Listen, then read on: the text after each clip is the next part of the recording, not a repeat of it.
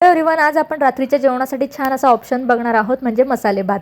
त्यासाठी वटाणे, बारीक चिरलेला टोमॅटो, उभट चिरलेला कांदा, शिमला मिरची आणि खडे मसाल्यांमध्ये एक तेजपान, थोडीशी दालचिनी आणि मिरे एवढंच मी घेतले आणि बारीक चिरलेली कोथिंबीर। यापासून आपण छान असा आपला मसाले भात बनवूया। आणि लांब तांदूळ मी धुवून घेतलेला आहे, तो एक 5 मिनिटं आधी मी धुतलेला आहे। तेल गरम झालं की त्यामध्ये आपण छान आपला लांब चिरलेला कांदा घालणार आहोत, तो छान असा ब्राऊन होईपर्यंत परतायचा आहे। मग आपण टोमॅटोही घालणार आहोत, टोमॅटो पण जरा असा छान मऊ होईस्तोवर परतायचा आहे। मग शिमला मिरची आणि आपले जे मसाले आहेत तेही घालायचे आणि हे सगळं छान असं तळून घ्यायचं आहे, म्हणजे भाजून घ्यायचं तेलामध्ये। त्याचबरोबर आपण त्यात घालणार आहोत वटाणा, हिरवे वटाणे। हे सगळं छान असं मिक्स करून घ्यायचे। लक्षात ठेवा, वटाणे थोडे तेलात टाकल्यामुळे उडतात, त्यामुळे थोडंसं लांब उभं राहायचं आहे। हा कुकर माझा उभट आहे, त्यामुळे तुम्हाला दिसायला असं खोल दिसत असेल, बाहेरच्या झाकणाचा कुकर आहे तो।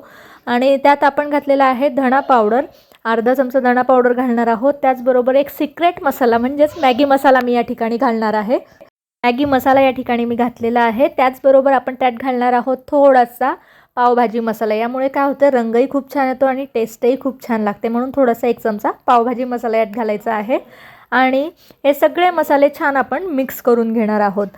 आणि लाल तिखट अगदी थोडं घाला, चवीनुसार, जास्त घालू नका। आणि हळद अगदी थोडी घालायची आहे, कलर येण्यापुरता।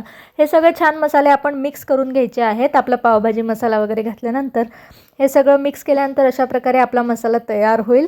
आणि त्यात आपण घालणार आहोत आपण जो धुतलेला तांदूळ ठेवला होता 5 मिनिटं आधी, तो। आणि हे सगळं छान परत मिक्स करायचं आहे आणि चवीनुसार मीठ घालायचं आहे। हे छान मिक्स झालं की आपण यामध्ये घालणार आहोत पाणी। लक्षात ठेवा, पाणी हे गरम पाणी घाला, म्हणजे आपला कलर जो आहे तो भाताला खूप छान येईल, कलर बदलणार नाही। आणि छान असं तूप 1 चमचा वरनं मी घातलेलं आहे, बारीक चिरलेली कोथिंबीर। हे सगळं आपण छान मिक्स करून घेऊया आणि झाकण लगेच लावायचं नाही आहे, थोडीशी उकळी त्याला येऊ द्या आणि उकळी आल्यानंतर आपण त्याला झाकण लावणार आहोत। बघू शकता किती छान मोकळा असा आपला मसाले भात तयार आहे रात्रीच्या जेवणासाठी। त्याचबरोबर हा तुम्ही मसाले भात सर्व करताना तुम्ही दह्यासोबत करू शकता, जेणेकरून तो जास्त स्पायसी लागणार नाही। या ठिकाणी मी सूप आणि दही यासोबत तो खाल्ला आणि खूप छान असं झालेला होता। तर अशाच वेगवेगळ्या रेसिपीसाठी आपल्या चॅनलला सबस्क्राईब नक्की करा। तोपर्यंत बाय बाय।